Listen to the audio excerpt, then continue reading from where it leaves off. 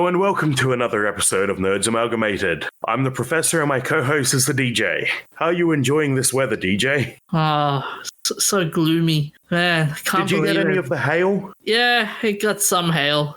I've got photos from my friends. Luckily, I was out driving at the time. Luckily, we missed most of the hail, but I've got photos from my friends of this hail, like, bigger than golf balls. I looked outside and it was, some of them were like coming onto the ground, and it was like looking at bullets exploding on ground. Yeah. It looks cool, but it's frightening at the same time. I don't know. I don't think I've ever seen hail that big in person. Kind of glad I haven't, because I hear it kind of just goes straight through your roof. Oh, yeah. But it depends on what material you have, though. If it's like flimsy plastic sails kind of material, then yeah, they can go through that in an instant. Yeah, I would not want to get caught in the rain in that. No. I hate to have your car outside that thing too. Yeah. Can you also believe it today? Sean Connery passed away. Yes, that's a sad one. No longer will Sean Connery ever play James Bond. I'm sorry, I had to go there. I know. Now I'm gonna watch all those Simpsons episodes with parody James Bond now. Yeah, well, you know he's a famous movie star.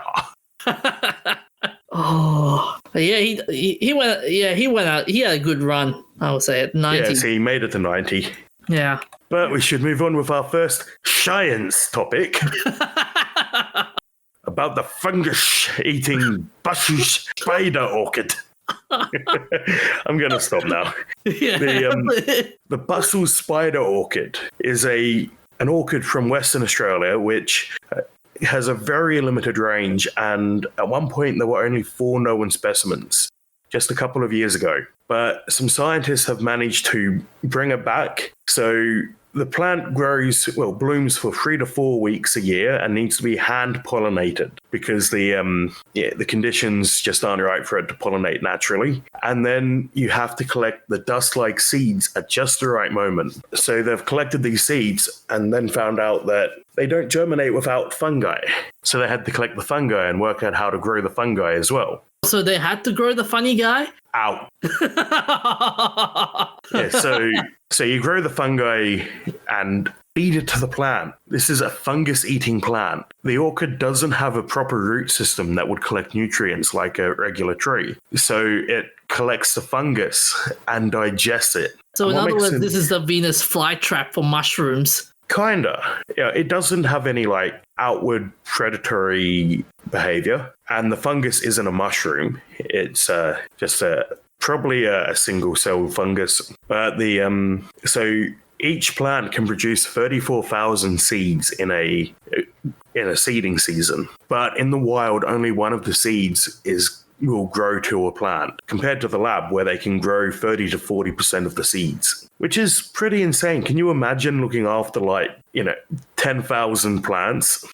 What's going to be funny though is imagine being the guy that's like, okay, I gotta catch these seeds. Should not take my eyes off this. And then you miss it, I missed it. No. Or just getting in there with your tools and then getting a bit of dust up your nose and and the seeds are gone. It's like, what are you doing? Oh. But yeah, they said here, they get 30 to 40% of the seeds to successfully germinate. Those odds are very dire. Yeah, so in the wild, only growing one seed from a batch of 30,000 is very dire because it needs these very specific conditions to grow. But being able to cultivate so many more seeds is a really good sign that they're going to be able to preserve the plant. Even if they can't preserve it in the wild, it would mean that they'd be able to grow it in botanic gardens. So they now raise the plant for a couple of years and they're putting them back into the wild.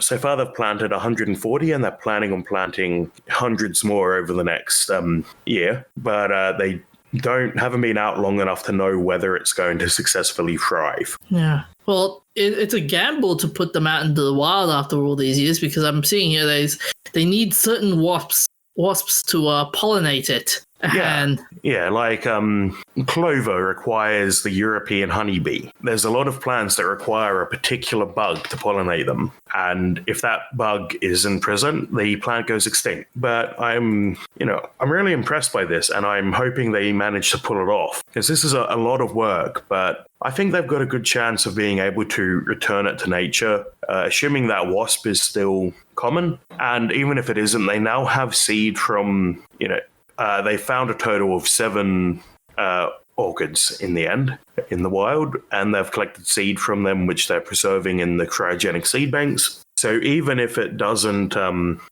work out in the wild, they still have that genetic material just in case. Well, in this current climate with the changing landscape, I think it is a good idea to save some. Yeah, and that's the reason for the Svalbard seed bank. The Svalbard seed bank is actually more for food crops. They said here, so far they managed to collect seed from 73% of the state's threatened orchid flora and saved in a cryogenic storage seed banks. Yeah, that's a good number. Yeah. So even if we manage to mess up the entire forest and can't grow it in the wild anymore, having that genetic material saved is not perfect, but it's a hell of a lot better than losing it forever. My biggest concerns would be if they bring this back, will there be what's the right is this the right genetic material, or are there mutations within the plant? That's a good question, but with a wild population of only 7 plants, I don't think there's going to be much there's not much option there to actually get a mutation of this species. Yeah. It's going to be a really tight genetic bottleneck for the next thousands of years, but 7 plants is better than no plants, I keep saying. Yeah. Imagine if Monsanto was to take some of these seeds and genetically modify it. Don't give them any ideas. I don't know if there's any money in that. It's an interesting plant. It's pretty. Are you kidding me? Fungus is a big problem. Yeah, well, this is different. It's unlikely that the fungus that it grows on is going to be significant for economic crops. I think so fungus is important to crops. There's a particular fungus which fixes nitrogen that, if I remember correctly, it grows on legumes. So you grow, or is it not legumes, sorghum maybe? No, sorry, it's a bacteria. Ah, okay. But the thing is, nitrogen fixing bacteria in legumes. You grow a legume crop in your field one year, which fixes nitrogen the term is fixing nitrogen, which is basically regenerating the soil with nitrogen that your next crop can use. So you cycle your crops, crop rotation. One year you grow legumes. Next year you grow a crop that uses nitrogen. Next year you might leave it fallow, and then next year you're back to legumes. Okay. So, but this isn't the first case of a microorganism growing on plants that the plants need to survive. But I don't think the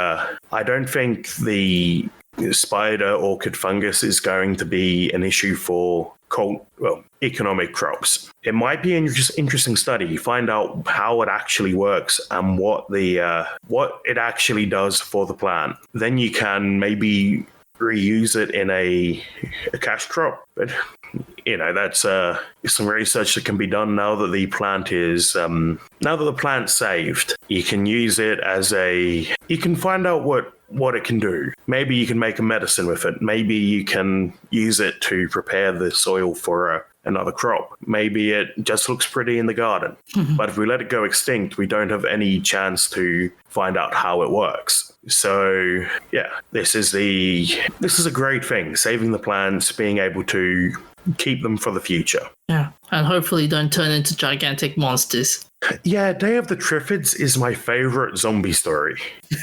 And it doesn't even have zombies. I was thinking more the invasion of the body snatchers. I haven't seen that one. Oh, I didn't know it was plants, though. I thought it was aliens. Yeah, it's both, actually. It's like an alien dust that comes from space, and it turns into the weird plants, and the plants.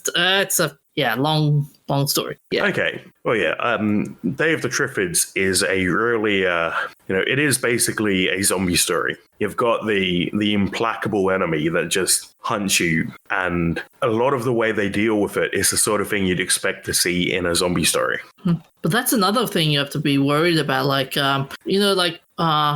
movies like the Thor and the Thing and stuff. Like, can you imagine viruses infecting the plant and making crazy mutations? I think you're getting way into the realm of science fiction there. Yeah. Hey. There are some. What's that line? Truth is stranger than fiction. Yeah, I don't think it's likely to be a problem, though. It does sound like a fun sci-fi movie, though. Ridiculously, horribly cheesy. But we should move along to our next topic, the HTC headset. So you probably know it better as the Vive. It's a VR headset that made by HTC, the phone company. Since phone company is actually in a pretty good place to build VR headsets, they already have the infrastructure to produce low power CPUs, small, high PPI screens. But there is a new one. So HTC has had a couple of products, the Vive Pro. They unfortunately split with Valve for the Index, I believe. But they started to move out of the consumer space. But they do now have a plan to release a new one. Possibly it will just be for commercial use. So this leak comes from an FTC filing, FCC, Federal Communications Commission in the USA, responsible for basically keeping track of electronics that might emit electromagnetic radiation that is of concern for interference. But in this case, it Road to VR are hypothesizing that it's going to be a new model of the Vive Focus. And it might not actually come out as a consumer product, but I think any VR product is good for the industry. It should be good for the industry, but at the same time, it should be affordable to the consumer. I mean, VRs, they are expensive as heck. Yeah, and you can't even buy the Index, which is the sort of biggest and best VR kit you can get. Isn't even available in Australia. And not to mention with the recent drama that's been going on with VR, like Facebook saying that you need a Facebook account to access our VR equipment. I mean, the hardware is cool. The hardware is cool and all, but software. Software is an issue, but no one will make the software if the hardware isn't there. And this is an option that isn't owned by Facebook, which is important because having an option that isn't owned by Facebook Facebook will do whatever they can to lock down the market. And a lot of VR fans don't want that because Facebook are notorious for being dodgy and hard to deal with. There are people who create new accounts to use their Oculus and get banned basically immediately. So we'll have to see how things go. See, it's either Facebook or Google that will get you in the end. Probably, but Google don't actually seem to want much in the VR space. Their VR entry is basically limited to units that use your existing phone. Oh yeah, the Google Cardboard, hey. Yeah, Google Cardboard, and a bunch of other products so Google supports it on Android, but there are a lot of products that are made that are basically Google Cardboard, but made out of plastic with proper lenses and everything that you can get. And they're dirt cheap. The phones are obviously the most expensive part, but they are a decent way to sort of get your toes wet. Yeah. But Google doesn't seem to want to make high-end VR experiences. My other concern when it comes to HTC and stuff is like, while they are not locked down by Facebook or any of the other tech companies, you will come up moments where it's like, okay, I've got my HTC Vive and I want to check out this program, and all of a sudden this program is like, you cannot access this program because you need a Facebook account, and you currently that's only true for the Oculus. Yeah. And if you own the Oculus is the only product that has exclusives at the moment. You can hack it and play your Oculus games on a Vive if you want to, but I think at the moment you're better off avoiding it just because Facebook is probably going to lock down the store and make it harder. Not only that, though, it'd be also the fact that it might involve physically destroying your Vive in the process. Yeah, well, that's a good question about hacking your Vive. Currently, the software runs with no modification, but there is a group who have tried to jailbreak the Oculus Quest 2, and they are making good progress. But often, if you want to jailbreak a product like that, you'll have to mod it, hack into, open it up, maybe solder on some wires and reflash the software. So currently, I don't think you need to do that, but we'll see. Eventually, they probably will lock it down. So what other advantages have they put on the FCC document for this Vive? It's hard to say because it's confidential. Currently, the only indication is that it might be a Vive Focus update, possibly with a new, with higher performance parts. But we'll probably have to wait for the full release to know what the details are. The good news is, though, if it is a Focus update, the Vive Focus is standalone like the Oculus Quest. So it is a direct competitor to the Oculus Quest. Something like the Index, you also need a decently high-end gaming PC. So, wait and see, but it's good to see there are options out there. Yeah. Options that will keep Zuckerberg from seeing what you do while you VR. Oh, man.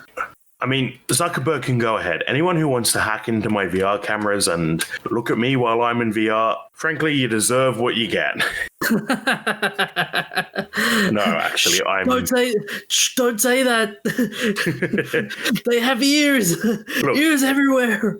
Well, anyone who does happen to hack into my cameras or anything, and you deserve what you get. Look, just saying that, but I don't like the idea of anyone hacking me. But then what's interesting, though, is we've been talking about Oculus and HTC. What about the other competitors that are involved in this? Like Sony, for example. They must be also looking at this going, ooh, what's this? I hope so, because there hasn't been any news about PlayStation VR 2. And I think there should be a PSVR 2 to go with the PS5. We'll see. Because we don't have much, don't we? We only have HTC, Oculus, Steam with their own VR. Is it Steam and Oculus together, or they're two separate?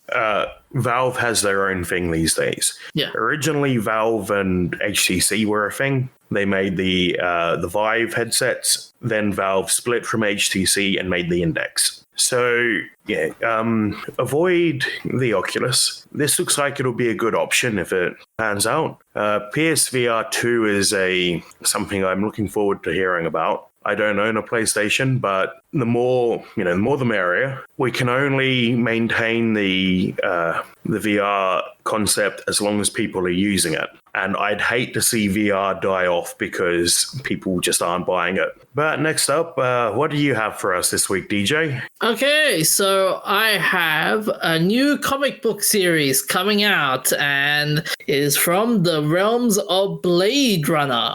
Okay, so what's this going to be? So this one is going to be called Blade Runner Origins, and this is set 10 years before Titan Comics Blade Runner 2019, which was a year-long comic book series. This follows the events leading up to the creation of the Blade Runner division, reflecting on the world, characters, and events first seen in the films Blade Runner and Blade Runner 2049. So basically another expansion of sorts. But it's going to be a prequel. So is this about the founding of the Tyrell Corp? Yeah, to a certain sense, yeah. So the story in this one is basically a senior biologist from the Tyrell Corp is found hanging in a sealed laboratory, the victim of an apparent suicide. LAPD detective Carl Moreo, I'm getting it wrong. Let me just find that for you. I think it's just Moro. Thank you. Moreau, a victim of the bloody off-world conflict known as Calanthea. I wonder if, I'm not up to date on my Blade Runner lore, but I wonder if Calanthea is where the, what's his name? Rutger Hauer's replicant in the original movie. He does that speech about, sea beams glittering off the shoulder of Orion and all of that. I wonder if that's the Calanthea conflict. The Calanthea conflict, that was in a show called Blade Runner 2022, and that one's a one-shot anime. And actually, that's Blackout 2022. Yeah, Blackout 2022, sorry. Yeah, Blackout 2022. So this one was set 3 years after the events of Blade Runner. Okay, so this one's then set a few years after that, is it? Yeah. No, actually, Blade Runner Origins, 10 years before Blade Runner 2019. How does this add up? So Blade Runner Origins, set 10 years before 2019, would make it 2009. But Calanthea was depicted in Blackout 2022. Must be some sort of flashbacks business. Yeah, so so the story for Blade Runner 2022, it's the long title Blackout. Blade Runner. Yeah, Keep Blackout. saying Blade Runner. It's Blackout. It's Blade Runner Blackout 2022. That's how it's titled. Okay. Yeah, which is weird, but so the plot for that one is basically, so it's 3 years after the original Blade Runner movie, the Tyrell Corp has developed a new Nexus 8 line of replicants who possess natural open-ended lifespans equivalent to that of the regular human. This caused a massive backlash between the human populace who begin hunting down and killing replicants, seeing them as now a very credible threat to humanity. Interesting. I really should get around to catching up on this. Yeah. Because Blade Runner is very different to Do Androids Dream of Electric Sheep? Mm-hmm. And I wasn't really into it to begin with, but, it's grown into its own thing. Yeah. By the way, with the Calanthea part, so one of the characters reveals that he was a soldier on the planet called Calanthea, but was deserted when he realized that the enemy soldiers he'd been fighting and killing were also replicants. Well, that makes sense. If you can make a replicant who... Now, this is, part of the philosophy of the story is a replicant human or not? What is real? What is true? It all comes back to that core thought, even in the original book. But it makes complete sense that both sides in a war would use replicants. Because they're cheap, they don't have families who love them. They're not I don't think there's going to be any good argument not to use replicants, apart from that, replicant rights angle. If you don't see the replicants as human, no reason not to use them. So one of the detectives from that conflict is sent to write up quickly, quietly, and with the minimal amount of fuss, cover up the incident, basically. But something doesn't sit right with the detective, and it soon becomes apparent that this is anything but a normal suicide. That the scientists' groundbreaking research on Nexus model replicants somehow contribute to her death, and is the apparent disappearance of a prototype Nexus unit also connected to the case. Isn't this just the plot of the iRobot movie? That's what I was thinking too. We've got the guy who appears to have committed suicide, his research into androids, and a prototype android. What could possibly go wrong, should I ask? Oh, man. Not a terrible movie. Terrible adaptation. Look, if you're going in there expecting a faithful adaptation of Asimov, you're not getting it. No. I will say this, Will Smith did play an interesting role in that movie. Yeah. But so with this in mind, the Blade Runner universe is ripe with potential new stories. Exploring the first Blade Runner unit will undoubtedly provide some serious mythos into the sci-fi universe. Oh, I like the sound of that. Yeah. Because the existing stuff is all set after after they start hunting and killing rogue replicants. So at what point did they decide that, replicants were not, at what point could the replicants start blending in well enough that they needed to recruit Blade Runners? Concern for this movie, though, would be how much of this... It's a comic. Oh, sorry. With this comic, though, would be how many % of that comic will be talking a lot of philosophy and how many percent of it would just be action? Because Is that a problem if it's talking philosophy? if it's done right, I mean, look at Alien, for example, like with the recent Covenant and with Covenant and stuff. It was just philosophy was just tacked in. Like Yeah. it didn't really go nowhere. That movie doesn't have any strong points, though. Yeah. The Alien sequels, the modern Alien movies, just don't have any strong points at all. The originals handled it much better. Yeah, same with Prometheus as well. Yeah, you're right. Yeah, they didn't really have a good strong point in it. Yeah, they weren't good horror. They weren't good action. They weren't good sort of philosophical sci-fi. But for this one, though, what's interesting is that there have been several stories and short films that filled the gaps between the first and second. But this is the first to go back and explore where it all began. So this was going to be published by Titan Comics, and the book will feature creative talents from Mike Johnson, who worked in Star Trek and Green Lantern. Kay Perkins worked in Superwoman, and Mello Brown, who worked in American Gods. And so Perkins and Brown expressed their excitement at working on the project, saying that they were fans of the property and they expressed particular excitement over expanding the Blade Runner universe and bringing new perspectives to it by telling the story of the first Blade Runner unit. I mean, I get the whole idea of like they want to bring in the excitement of telling the story, but I feel like the plot feels formulaic. I can see how you'd think that. It'll depend how they tell the story, especially since it does sound very iRobot. Yeah. Can you imagine Tyrell Corporation go, we're saving from yourselves. We're saving from yourselves. And with the conspiracy theory aspect is going to be, yeah, you're right. It's going to be iRobot-y, but then how many of it is already copied in so many other franchises? Yeah. Now, this cover, though, what is that shirt, top she's wearing? Why does she have a high collar with a window in it? That window's just to show off her cleavage. Yeah, you're defeating the point. Why does she have, a clear plastic window in her high collar? Why is her collar even so high? How long is her neck? Wow, it is really long. I know. I wonder if she is it does look like she's the first replicant. Well, the prototype. Yeah, the prototype. Not the first, because you said this is about the first Blade Runner unit, which implies that, the first replicants weren't the perfect human copies that you see with the later Nexus models. Mm-hmm. It's not until, presumably, this is the prototype Nexus, yeah. Yeah, so by the time the original Blade Runner movie, now I might be confusing the details of the book a bit, but that's like the Nexus 6. You said Blackout has a Nexus 8, which is a human lifespan. Mm-hmm. Well, the Nexus 6 has a very limited lifespan. So presumably if this is before the Nexus 6, I don't know, she's a Nexus 4 model, maybe? Which, if they can't get the model exactly perfect, that would explain the ridiculous neck. What is that neck? What is that neck?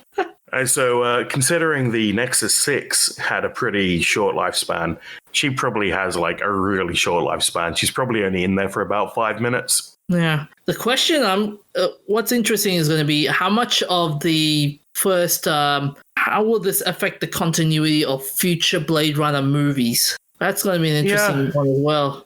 I think the movies are going to be the primary canon, and anything that doesn't contradict that will be canon. Interesting here, though.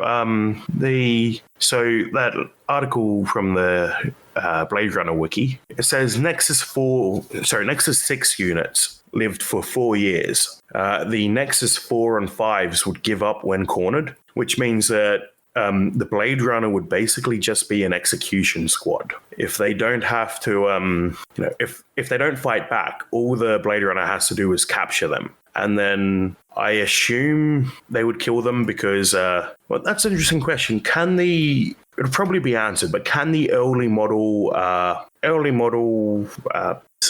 Nexus models, can they kill their masters? Because the Nexus 6 models kill their masters when they escape. Oh, I mean, it could be I reckon Nexus 4 would be the first. Could have been the precedent to do it, and Nexus 6 is just a copy of what Nexus 4 did. Yeah, I don't know. I gotta make time to rewatch these movies. Yeah. Director's cut, obviously.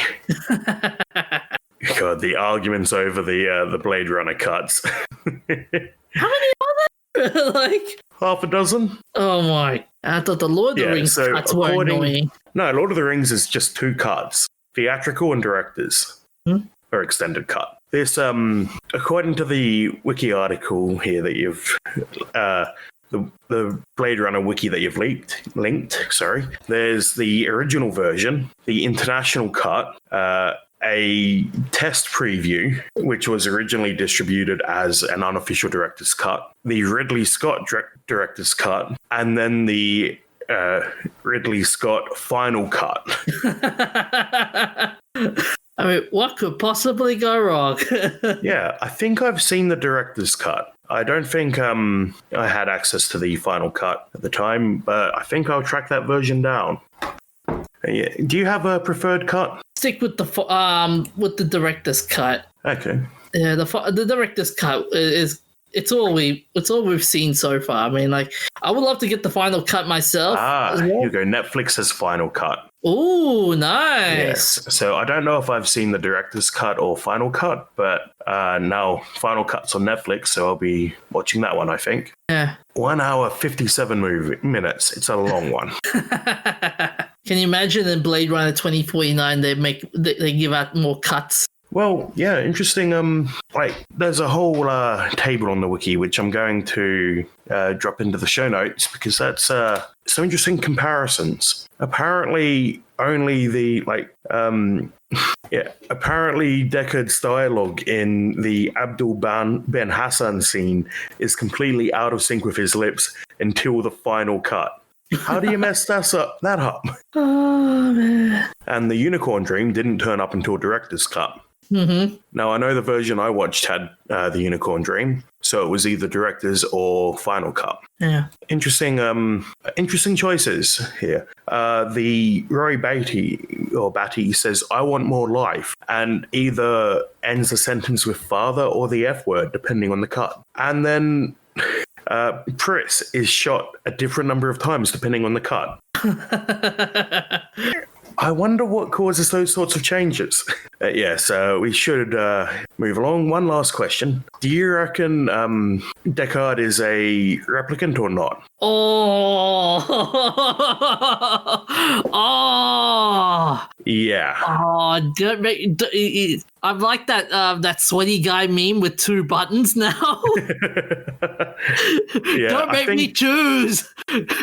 I reckon the version I saw is there's evidence either way, especially depending on the cut. I think, did Ridley Scott ever come out and actually say that Deckard is a replicant? I don't think he did, but if he did, that would have opened up a whole. Yeah. So Ridley Scott's opinion is that Deckard is a replicant, but there's also evidence that he's not a replicant. Yeah. So from what this is 3 years ago, he said on a podcast that whether or not Deckard's a replicant, the director explains how shooting on 2049 he met Harrison Ford to clear things up. I said, dude, if you weren't a replicant, the film you're about to do wouldn't exist. So when audiences see the film, it's essential that in the present film he's a replicant. Yeah, although in the book, Deckard is not a replicant because in the book there's a scene where he meets. I really recommend the book. It's different enough, different story, different enough to be worth seeing as well as the movie. But in the book, he meets another Blade Runner. There's this whole conspiracy. The replicants that he's hunting, there turns out to be an entire sort of parallel police department run by replicants that the replicants use to support each other and help build each other's cover so that they don't get caught. And he runs into the Blade Runner from that department and they test each other to make sure that, they're both human. What's interesting, though, they asked that same question in 2014 as well. And this was really... 2014? Oh, you're speaking about real life now. Yeah, we're speaking of real life right now. I was thinking 2014. Is that a spin-off?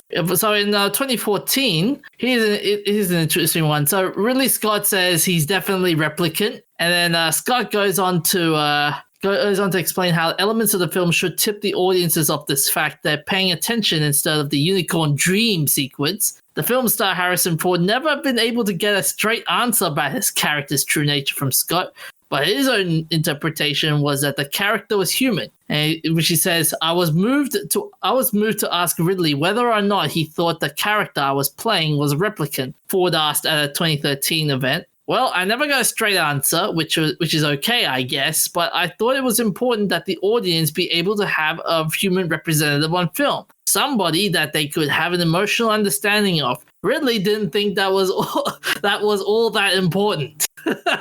Interesting. So, I don't know, it's chopping and changing the answers, which is weird, but okay. Yeah. Basically, Harrison Ford thinks he's human. Ridley Scott thinks he's a replicant. Interesting choices there. I think he's just trolling us at this point. Possibly. Yes, we should move it along.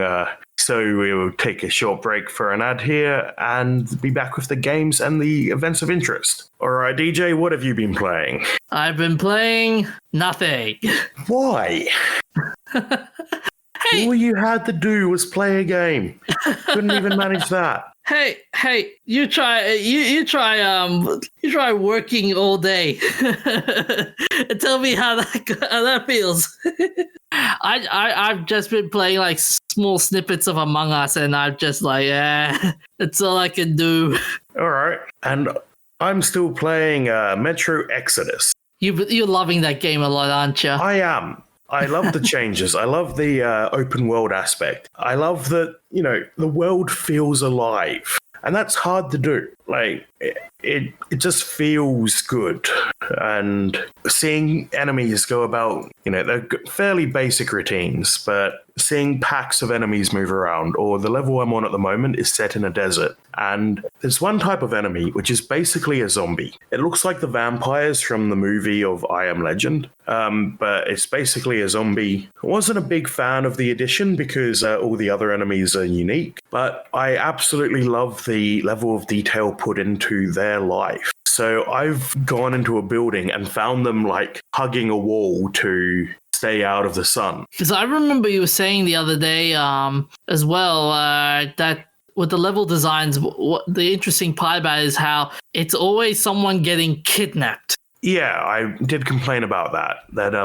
So the character Anna, in the previous game, she was pretty independent. In this one, she's still pretty independent, but so it's like 3 of the 4 or 5 levels that I've played so far. She gets captured. First one, she gets captured. When you both get captured, you get left for dead. She gets captured and taken away. You break in and rescue her. Later on, she gets lost, and you have to find her where she's been injured and trapped, and you rescue her again. Then she gets kidnapped again. It kind of feels like they're taking the piss. But they've got this... whenever she gets kidnapped, it's game over, huh? No, you have to rescue her. It's part of the plot. Okay. So there's no way to stop her being kidnapped. And it kind of just feels like they're taking the piss because they've got this character who's pretty strong and independent. And I know that, rescuing people is what your character does. Part of the morally good endings, because the games have a moral system, which isn't always clear, but one thing that will always get you a good point is rescuing people.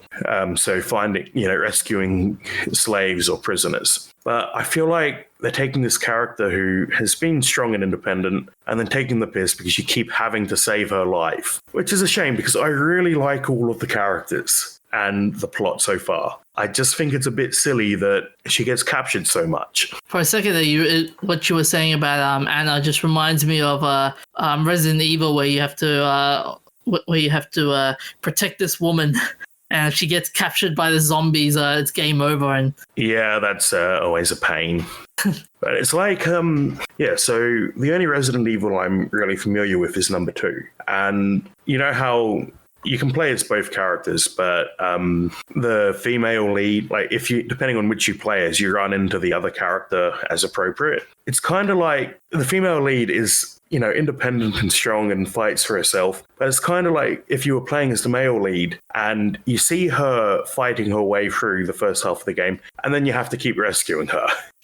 This one's the Resident Evil I'm talking about is Resident Evil 4. Like you have to rescue Ashley, who is the president's daughter. Yeah. Yeah. And every time, it's always if you have to save her every single time. And if she gets kidnapped by a zombie, well, she's gone. Mm-hmm. Yeah, so I'm still a big fan of the game. It's not turning me off the game. I'm just a bit disappointed that they have a pretty good, their stories are usually good. And this feels a bit, it feels a bit on the nose. Have you also got the expansions as well? I do, but they come later. So I suppose actually, I know one of them I think is a prequel about one of the characters. I don't know about the other one. So the first one, from what I'm seeing, the first one is focusing on Colonel Klebrignov. Yeah, I'm not aware of that character at all, but the other one is Sam's story. And I'm assuming that's a prequel about Sam, who is one of the Rangers in Metro Exodus. I don't think he's mentioned in the first two games, but he's a Yankee in Russia after the world just ended because of nuclear war, and he joins the Rangers. So I'm assuming it's a prequel about that. Sam's story, it takes place after the events of Exodus. Okay, then. I'm absolutely wrong. Okay, well, yeah, so that's, yeah. I know he spoke heavily on the problems of this game. Did you find any new problems for this game as well, or? No, I don't think there's no sort of new issues I can think of that I haven't mentioned. I think there's a fair way to go for the plot though. So we'll see where I go and what happens next. I'll probably check in again in a couple of weeks and let you know how it goes. But I absolutely love the how immersive these stories are. So moving on to our shout outs. On the 15th of October, it was the 30th anniversary of Monkey Island. So these are famous games. I'm sure everyone's heard of them, at least in passing. But a series of games by LucasArts. They originated with The Secret of Monkey Island in 1990 and featuring the fan favorite character Guybrush Threepwood. Hell of a name. And they had a really interesting... so back in the day, games came with interesting anti-piracy things. Often it would be looking up something in the manual. So for Dune 2, it would tell you, look up in the manual the attack value for this unit. And they have Dial-A-Pirate, which is a disc-shaped thing that you can rotate the inside and have to match up certain parts of it to get the key to unlock the piracy protection. And they do have a remastered special edition, which you can play on Steam and switch back at any time to the original graphics. On the 26th of October 2020, it was the 20th anniversary of the Tekken Tag Tournament on PlayStation 2. Now, you're more into the fighting game scene than I am, DJ, so what's special about this one? It was just it's a very competitive game. It features all the characters from Tekken 2 and Tekken 3. It was just it's the fighting mechanics from the old Tekken games brought into the PS2, and it was fun. Like just button mashing galore. Okay. That's the short end of it. And on the 26th of October, it was also the 36th anniversary of the original Terminator movie, which I'm sure everyone knows. Arnie Schwarzenegger plays a robot assassin traveling back in time to murder the parents of a future resistance leader. And it's also one of the only two good Terminator movies, because I don't think I've heard a single good word for anything since then. Not even the recent Terminator movie that came out. What was it? Dark Fate? Oh, man. Did people like that? Nope. It was... It there were so many things that went wrong in that movie. You There just you want to go, go, why? I would love to say that in the newest one, there was a big twist that just turned up a lot of people. I feel like since they're time travel movies, everything is attempting to have a big twist. It's not only the big twist. It's basically they're trying to tear down what was popular in the first one and try and use the legacy of the first one to failing it quickly. They're failing it quickly in the process as well. Yes. So, onto the remembrances. On the 26th of October, 1945, Alexei Nikolaevich Krylov, the Russian naval engineer, applied mathematician, and memoirist. In 1878, he entered the Naval College. I'm not going to pronounce that in Russian because I can't read Cyrillic. And graduated with distinction in 1884. He did his first scientific work with Ivan de Coulomb on deviation of magnetic compasses. So the theory of magnetic and gyro compasses fascinated him for all of his life. His published works related to the dynamics of the magnetic compass and proposed the dromoscope, a device that would automatically calculate the deviation. So with a compass, it doesn't actually point north. It points the magnetic north, and depending on where you are on the world, that's a different value. So if you really care to travel true north, your maps will often have a note on them telling you what the deviation is for that region. But it's mostly important on sort of small scales to make sure you and anyone you're communicating with know what deviation you're using. Because if you are using magnetic north and your friend is using true north, you're going to have a bad time.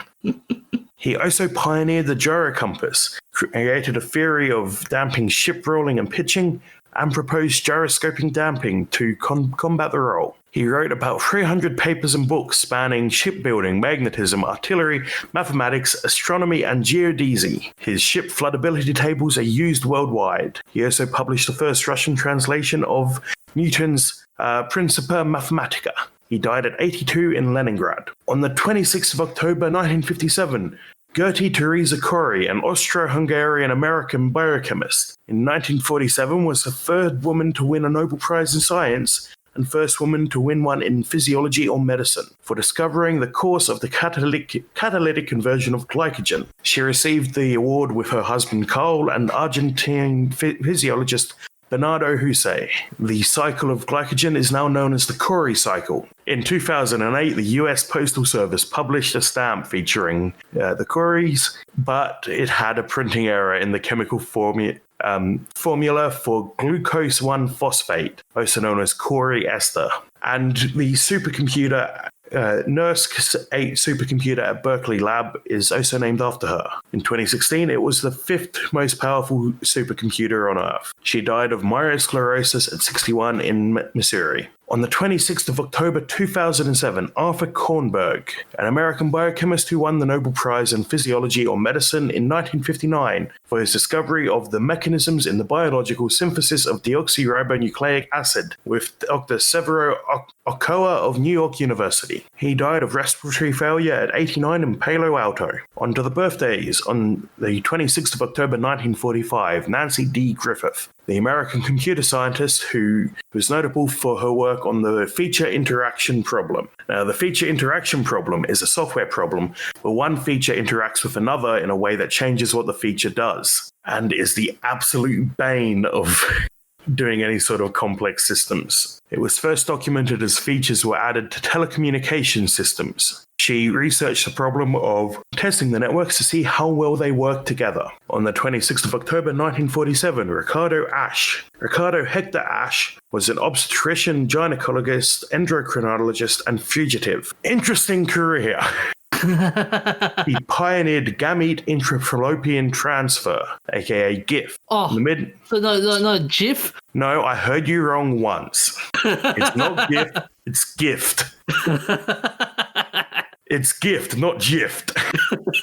In the mid-1990s, He was accused of removing ova from women without consent for use on other patients, as well as associated financial crimes at the University of California. So at least 15 live births resulted from the practice. At the time, it wasn't legally considered a crime, but civil lawsuits were filed, and the university paid out $27 million to settle claims. In 2004, he was arrested in Argentina, but an extradition request was denied. He was arrested again in Mexico in 2010. Now, he is now a free man, as the judge ruled that as he had been tried in Argentina and acquitted, the double jeopardy rule applied and he could not be extradited to the United States. He was born in Buenos Aires. I bet that he's long dead by now. Well, he made it this long, but, that would upset a lot of people. It's a big crime. It doesn't sound like it, but I think it's a colossal crime. And you're right.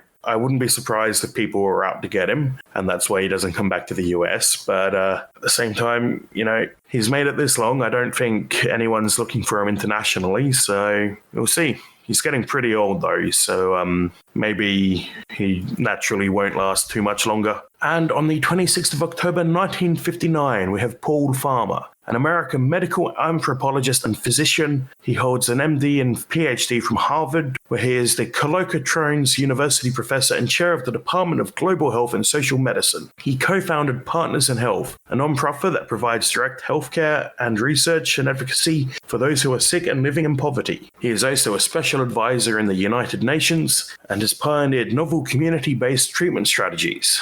Their work is documented in a range of well-respected medical journals, and he is known as the man who would cure the world. He was born in Massachusetts. Surprised they haven't given him a Nobel Peace Prize at this point. Yeah, well, the problem with the Nobel Peace Prize and the Nobel Prizes is that you can only really give out one prize a year, or however many a year it is. And you can't, there's a lot of people who deserve the prize, I think. So you can't really say, everyone who deserves it gets the prize, and this year we're awarding 500. On to the events of interest. On the 26th of October 1881, the shootout at the OK Corral occurred. This is the famous shootout between the Earp brothers and the Clanton McClory gang. At about 1:30 p.m. on October 26th, the members of the gang ran into Doc Holliday, who was delighted to inform him that their brothers had been pistol whipped by the Earps. Frank and Billy left the saloon vowing revenge, and at 3 p.m., 5 members of the gang were in a vacant lot behind the OK Corral when the Earps spotted them. The gunfight lasted 30 seconds, 30 shots were fired, and it's debated who fired the first shot, but it is believed to be Virgil Earp, who pulled out his revolver and shot Billy point blank in the chest, and Doc Holliday fired a shotgun at Tom McClary. When the dust cleared, Billy Clanton and the McClarys were dead, Virgil and Morgan Earp and Doc Holliday were wounded. The remaining members of the gang had run for the hills. The local sheriff charged the Earps and Holliday with murder, but a month later they were found not guilty, the judge ruling that they were fully justified in committing these homicides. Interesting bit of vigilante justice there. And on the 26th of October 1689, General Piccolomini of Austria burnt down Skopje to prevent the spread of cholera. He died of the disease himself soon after. A great irony, especially since cholera is caused by dirty water, as we now know. The population of the city declined from 60,000 to around 10,000, and it lost its regional importance due to the fire. On the 26th of October 1984, an infant received a baboon heart. Dr. Leonard L. Bailey performed the first baboon-to-human heart transplant, replacing a 14-day-old infant's defective heart with the healthy heart of a young baboon. The infant, known as Baby Faye, was born with hypoplastic left heart syndrome, a deformity that is almost fatal and found in newborns in which parts or all of the left heart is missing. 3 other humans had received animal heart transplants, but none survived longer than 3.5 days. Ultimately, Baby Faye died after 20 days. Aww. Yeah, it's a sad case. Unfortunately, it's experimental medicine because she wasn't going to make it either way. I wonder how many ethics committee meetings occurred after that whole event. Yeah, that's an interesting question. I mean, the parents of the patient consented. But you do need to have ethics committees sign off on this sort of stuff because you don't know that it's going to work. And in some cases, there is a law that let you have exemptions for it, because in some cases the condition's so terrible that anything would be an improvement. But you also need to protect people whose lives could be made worse by the treatment. So it's, an interesting ethical question. At what point do you allow people to volunteer for experimental treatments in the hope that their condition will improve? But that's all we have for this week. So hold up. You forgot the final event of interest. Yes. The movie Five. Oh, you didn't put that in the show notes, did you? I did. You didn't do it until right a minute ago. You sneaky bugger.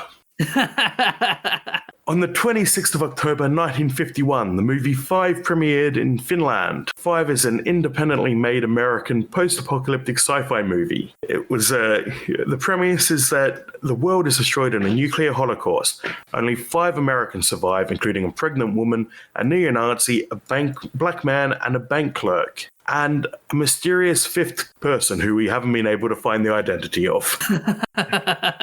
So basically, it's 2020, the movie. Feels like it. That feels like a decent cross-section of 2020 society in America.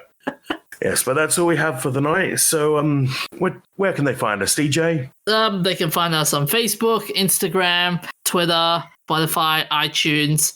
They can also find us on that'snotcanon.com, where we have an archive of our old episodes. And they can find some new That's Not Canon podcasts there as well. New ones, such as Two Geeks, Different Streets.